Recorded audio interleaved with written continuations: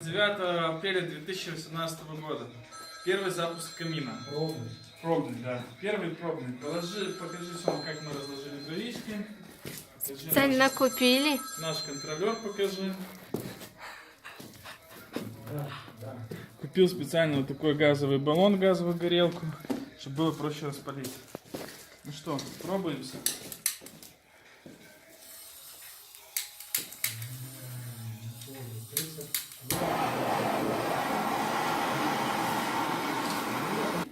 О, пошел процесс.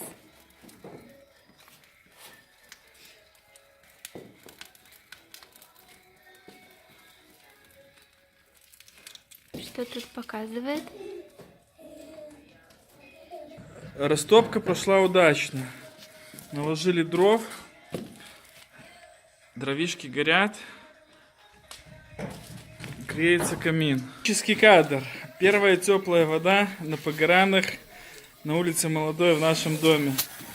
Водичка вообще хорошо теплая. Ну, относительно летняя. Сейчас пошло, наверное, просто отопление, поэтому вода летняя. Камин горит. Полет нормальный. Огонь, конечно, получился очень большой. Что-то случилось с насосом, который насос буфера правый. Автоматически не сработал, поэтому сейчас работает все в ручном режиме. Подкинул я нормальных смольных дровишек. Перегорела основная масса, горит очень красиво.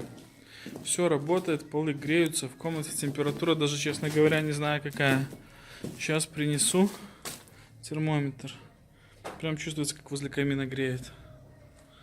Все работает, везде красота. Правда, работает в ручном режиме пока. Полы теплые, нигде ничего не вылезло.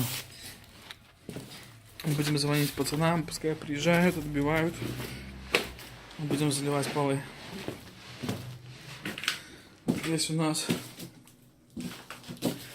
творится что-то непонятное. Ну, все сделано на скоряк. Подключено лишь бы подключиться. Я еще перечитаю все инструкции. Сам разберусь, как оно работает. Когда оно выключается, что почему.